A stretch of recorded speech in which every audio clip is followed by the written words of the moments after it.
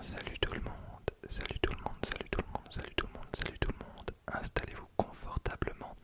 Aujourd'hui, on est ensemble pour l'ouverture de la boîte Unmatch, Petit Chaperon Rouge versus Beowulf. Alors, c'est un jeu pour deux joueurs, donc un jeu qui dure 20 minutes et il faut 9 ans au minimum pour y jouer. Alors pour ceux qui n'ont pas trop suivi, j'ai déjà fait une ouverture Unmatch précédemment sur la chaîne où on ouvrait donc la première boîte. Alors ici, c'est une extension, mais vous pouvez très bien jouer uniquement avec cette boîte. Toutes les boîtes d'Unmatch ont été pensées pour être jouées séparément, mais aussi pour être mélangées. C'est-à-dire que vous pouvez très bien jouer Petit Chaperon Rouge contre le roi Arthur ou Beowulf contre Alice au Pays des Merveilles. Bref, aujourd'hui, on va se faire l'ouverture de cette boîte et on va découvrir ça ensemble. Donc j'espère que ça vous plaira. Alors c'est toujours un jeu d'Europe d'Avio, c'est édité par Yellow et c'est un jeu de Restauration Games et de Mondo Games. Alors tout d'abord, j'aime énormément le visuel de la boîte, contrairement à ce qui avait été fait avec la première boîte où j'étais un petit peu moins fan, même si au final ça changeait rien parce que les cartes étaient incroyables et le matériel en globalité était vraiment de qualité. Donc j'espère vraiment retrouver ça dans cette boîte. À mon avis, on n'aura que des combattants à portée, il n'y aura pas tellement de distance. Mais honnêtement, je suis plutôt hype par cette ouverture. Donc c'est parti. Alors, Unmatch, battez-vous à armes inégales. Alors, on va pas relire tout ça parce qu'on l'avait déjà vu lors de la précédente ouverture. Par contre, on va lire les deux textes des deux personnages. Alors, pour le chaperon, il était une fois un petit chaperon rouge qui avait séjourné dans le ventre d'un loup et qui, après s'en être échappé, contait à tout va sa sinistre mésaventure. Avec l'aide de son ami le chasseur, elle est désormais prête à retourner dans les bois, mais non sans avoir quelques tours pendables cachés au fond de son panier. Et on a le chasseur en acolyte. Ensuite, on a Beowulf. Chaque blessure ne fait qu'accroître la rage du roi guerrier. Vous découvrirez bien assez vite pourquoi il est l'égal de Grendel. Avec le fidèle Wiglaf marchant à ses côtés, il est certain de remporter cette lutte à mort. Donc on a Wiglaf en acolyte. Pour ce qui est du contenu, on a deux figurines, deux jetons acolytes, 4 compteurs santé, 63 cartes, 3 jetons porte, 3 jetons rage, un plateau et un livret de règles. Alors petit point négatif, je suis un peu deg qu'on n'ait pas un plateau recto verso comme avec la première boîte, même si au final on n'a que deux personnages dans cette boîte comparé à la première. Je suis un petit peu deg parce que vraiment les plateaux qui diffèrent, c'est vraiment un mélange de stratégie. C'est vraiment plutôt agréable de changer constamment de plateau. Ça apporte vraiment quelque chose, surtout quand vous jouez à 2 contre 2. Voilà, donc bref, c'est parti. Je vais faire un petit peu de tapping et puis on fait l'ouverture ensemble. Donc c'est parti.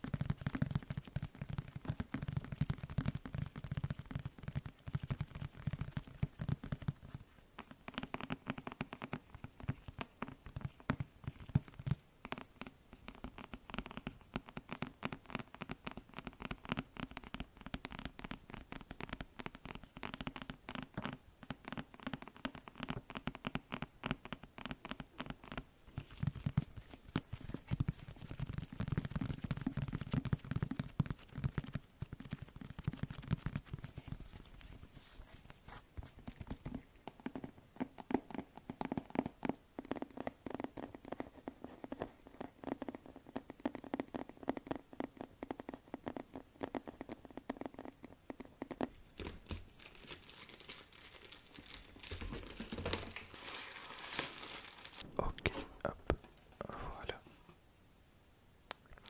On a le livret de règles qui est plutôt thématique. Voilà, avec le rappel des symboles.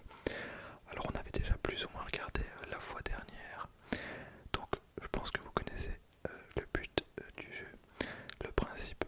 Je vous laisse faire pause si jamais. Alors ici on a les compteurs de vie. Bon, ce que je vais faire, c'est comme d'habitude, je vais faire un cut et je vais vous les montrer une fois montés. Une fois montés, donc à tout de suite. Alors voilà le compteur de points de vie du chaperon qui est plutôt cool.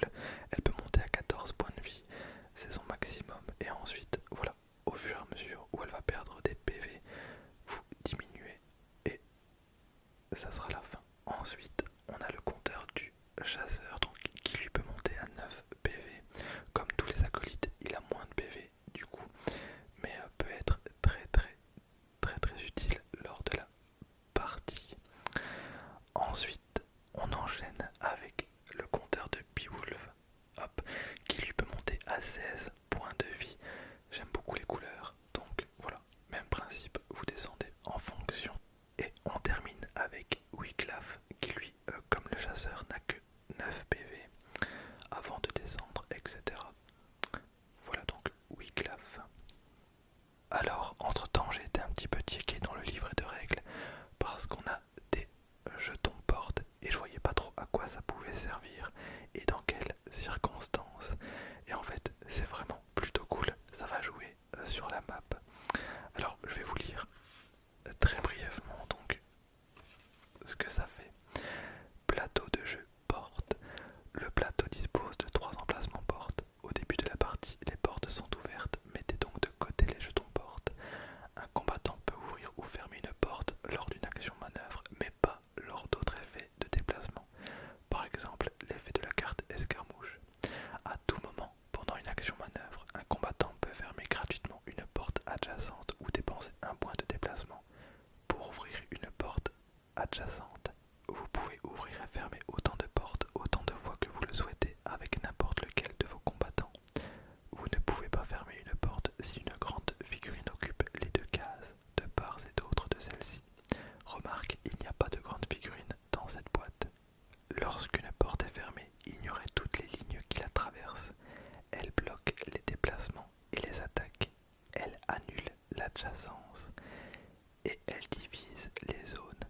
2 cases qui sont normalement dans la même zone sont traitées comme étant dans des zones différentes s'il y a une porte fermée sur le chemin le plus court entre elles. Exemple, le petit chaperon rouge n'a pas pu utiliser l'effet couteau de la carte Ne t'éloigne pas du chemin pour infliger des dégâts à Beowulf, car ils ne sont plus dans la même zone, la porte étant fermée. De même, ni le petit chaperon rouge ni le chasseur ne peuvent attaquer Beowulf à travers la porte fermée, ce qui est plutôt logique. Voilà donc ce qui apporte vraiment un plus à la map. Je trouve ça très sympa. Ça pardonne un petit peu le fait qu'il n'y ait qu'une seule map au final. Alors voici donc le plateau et on va pouvoir donc mettre des portes pour fermer l'accès. Et ça va être très sympa parce qu'on va pouvoir adapter et changer notre stratégie totalement en fonction. Alors mauvaise nouvelle, c'est un plateau malheureusement qui ne pourra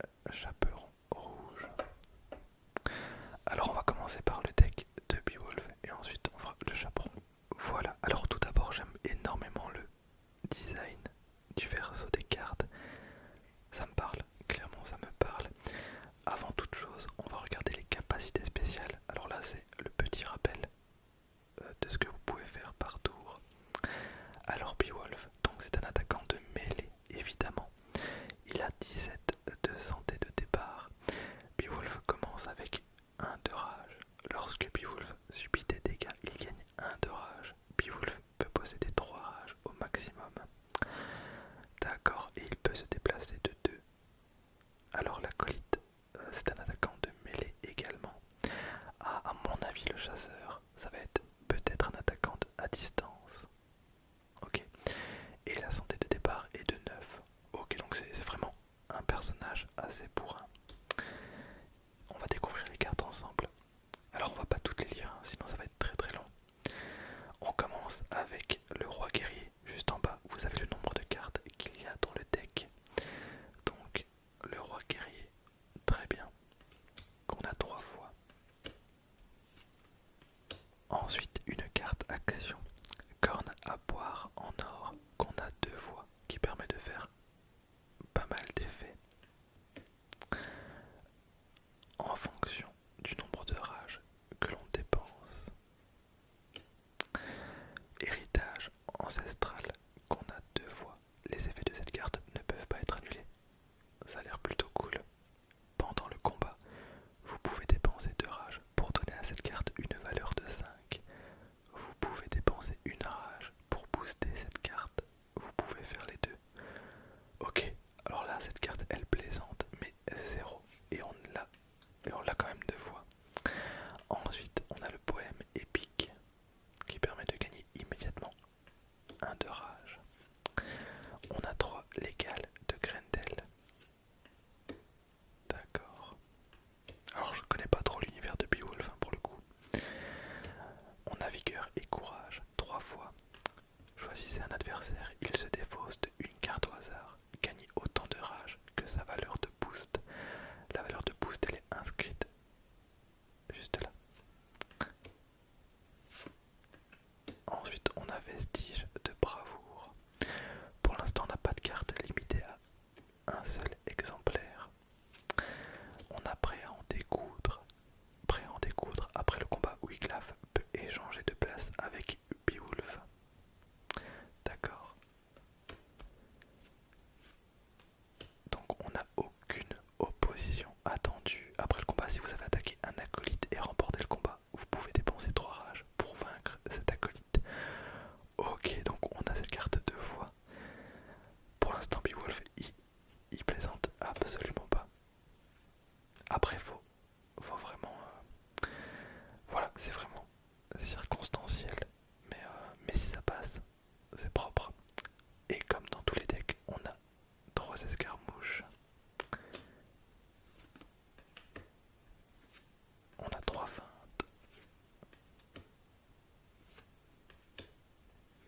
Et on a 3 luttes à la mort. Alors lutte à la mort, c'est vraiment propre à Beowulf par contre. Ok. Alors à mon avis Beowulf il peut surprendre les premières fois. Mais je pense qu'avec le temps, quand vous verrez Beowulf attaquer un acolyte, je pense que vous aurez compris qu'il faut absolument protéger parce que ça peut aller très très vite. Mais j'ai vraiment hâte de voir ce que ça donne. Alors pour le deck du petit chaperon rouge, on a une carte un peu particulière, donc panier du petit chaperon rouge. Le panier est placé dans votre défausse au début de la partie. Il ne compte pas comme une carte. Compte comme un symbole au choix. D'accord, alors je comprends. comprends pas exactement la carte.